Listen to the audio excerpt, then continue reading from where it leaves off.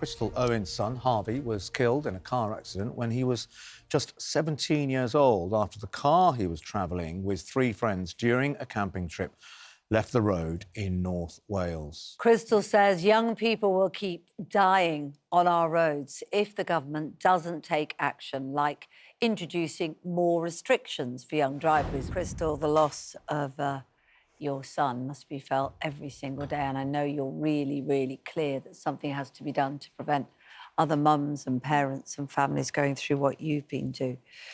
What has gone wrong with the system we have at the moment, and what should change? The government are not protecting young drivers and other road users and passengers. So at the moment, they're obviously talking about making things safer for older drivers over 70, when in fact a young driver, a newly qualified driver, is 3.5 times more likely to kill or seriously injure somebody on the roads than somebody over the age of 70. Wow. So I think they're not being protected. So at the moment, once you pass your test, you go out and drive like anybody who's been driving for 20, 30, 40 years, possibly. What do you think, how do you think the fact that he was a passenger in a car with a young driver, with his peers, how do you think that impacted? Because I know you're concerned about peer group and young drivers particularly. Yeah, so I'm so passionate about this because as a parent, I wasn't aware that Harvey even knew this boy. He just started college, they make new friends. Harvey had a very small, close-knit circle of friends and we thought we knew them all. But obviously, you know, a few weeks before he'd started this new college and, you know, he told me a very believable story. I had a video footage to prove that of where he was going. You know, he told me he was going to a friend's granddad's house, getting a lift there, that, you know, he was then going to get the train back on the Monday because the college happened to be closed. So it was all believable. I had proof of where he was going. Never once did I think they were going to set off on a camping trip for the second day. You know, he didn't leave with any equipment. He wasn't dressed for that.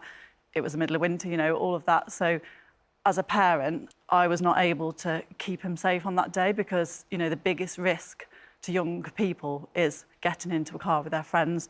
God. So, you know, as parents, we all worry about the obvious, smoking, drugs, everything else.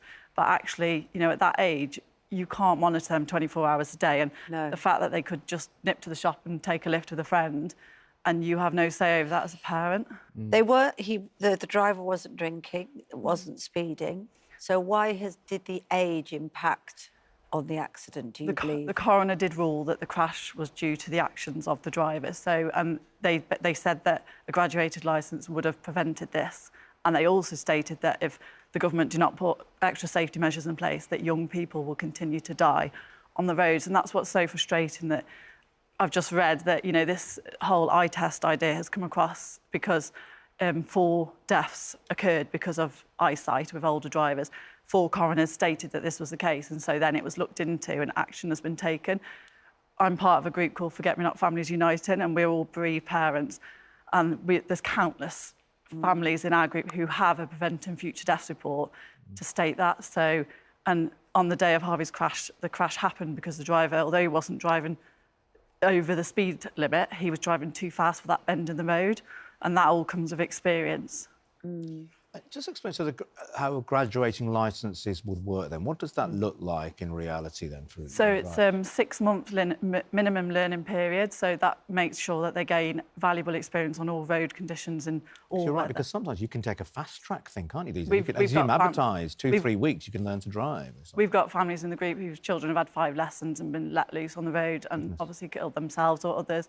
And so, yeah, a graduated licence has been in place in many other countries. It's been successful in every single country. And it's also... So would that mean, because, you know, in 6 months you'd have to prove a certain number of hours of driving with an experienced adult? Yeah. I could imagine some families thinking there's a cost implication to that.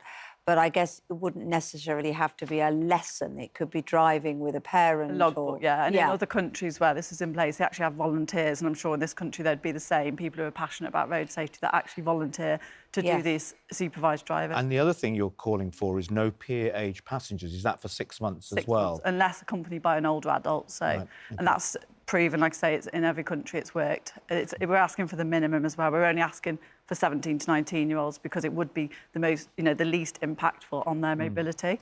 Is that because you suspect that perhaps peers, meaning to or not in a naughty way, tend to egg egg the driver on when they're all the same age group? Yeah. Not in all cases, but that Yeah. can often be the case. And I think no matter what we think of our children or how angelic we think they are, you know, put them in a car full of friends and that peer pressure's, you know, involved, then, you know, nobody really knows how their child will act around others. And it doesn't even have to be that. I mean, if you think about it as an adult, you know, you drive your car, you know, you have children in the car or other people, everything's a distraction. So it's just making sure that they're safe, you know, during that time. The way you describe it, it just feels like really common sense in many ways. I think all of us can, if we're honest to ourselves, when we first got our driving licence, we were all very tentative for the first few months, and then suddenly after, it's only experience that makes you better and you get that instinct. But unfortunately, you have tried to press the government on this. You've managed to get some debates going on this, but the government are adamant that they've got no plans to introduce graduating driving licence. How does that make you feel? And then what's the next steps then?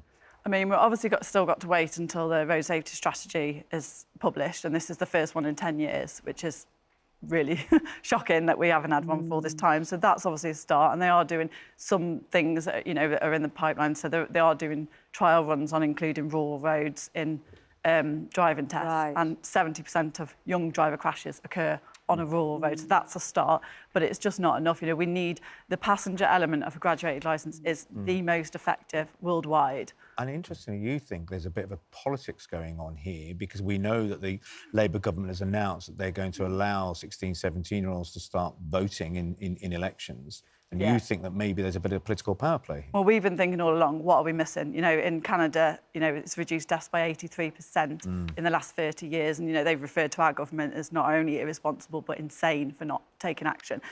So we've all been thinking, what are we missing? And, like, obviously that came out. But I think the government needs to decide on what a child and what an adult is, because at 16, they're protected against their health. They're not allowed to smoke.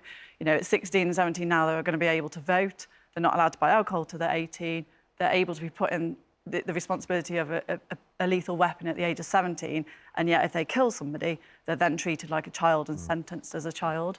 And there's so many inconsistencies. The Department of Transport has said in a statement, while we're not considering graduated driver licence, we absolutely recognise that young people are disproportionately victims of tragic incidents on the roads and continue to tackle this through their Think campaign. They say they're considering other measures to address the problem and protect young drivers as part of the upcoming safety strategy for road safety, as you say, the first in over a decade.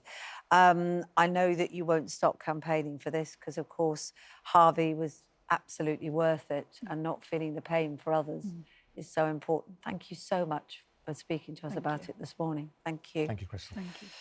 Now, if you have been affected by any of the issues we've been discussing, you can find advice and support at itv.com/helplines.